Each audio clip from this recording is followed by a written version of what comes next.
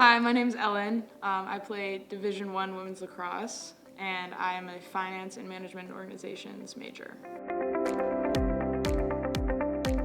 I grew up in Ohio, which is kind of a non-traditional lacrosse area. Started playing lacrosse in first grade, but didn't decide that I wanted to play in college until about 8th grade, when I just decided to make the commitment because I knew I would regret not trying. So that's kind of when I started reaching out to schools, ramping up my communication, attending different college camps, and just trying to get my name out there in any way possible. So, yeah.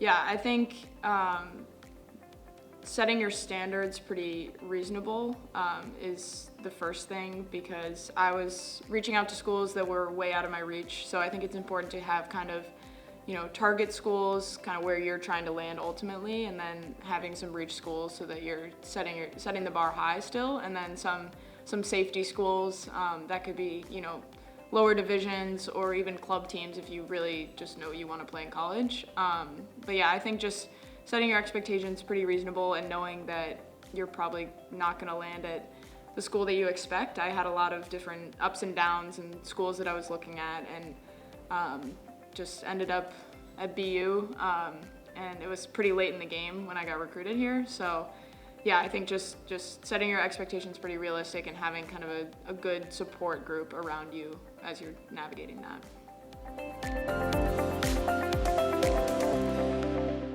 I definitely leaned a lot on the people that were currently playing in college just to, get a firsthand experience, and obviously my coaches who understood how the recruiting process worked. I definitely relied on them a lot for advice and feedback and stuff like that.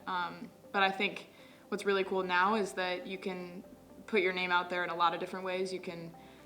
What I did was create a lot of, highlight tapes on YouTube. I had my own YouTube channel. I had my own website, just to kind of get my name out there. But there's a lot of different websites where you can set up your own profile, your own platform, just so that college coaches can access your film, access your stats and all of that, and get your information in one place, which is really cool. So definitely something I wish I utilized and had during my time, but it's making it a lot easier for athletes to get recruited. I think definitely learning to compartmentalize, knowing that your sport isn't your whole identity is the biggest thing. I think understanding that what you do on the field, on the court, in the pool, wherever you're competing, it doesn't define you ultimately. I think understanding and having things outside of your sport that really you're passionate about, just so that you're not relying too much on one thing, is really important, and making time for the people and the things that matter most to you, just so that you have a balance and can, stay grounded in everything. Because the times where I've relied too much on sport for my whole identity, that's when, I've spiraled and everything starts to crumble. So I think just maintaining a good balance, and for me, when I'm at lacrosse, I'm at lacrosse. When I'm in school, I'm in school.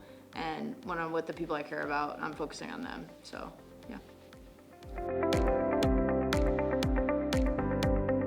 One of the biggest challenges is the time constraint that athletes face, and everything feels a little bit rushed. I went to the BU camp in September, and then I ended up committing and making the decision in October. So I think things are a little bit more ramped up as, these coaches have a time constraint and they have to make decisions pretty quickly based on little information. So I think that's a very unique challenge and can feel a little bit rushed. Obviously it helps down the road because you only have, one school to apply to, but it definitely can feel like a lot very early on in your high school career.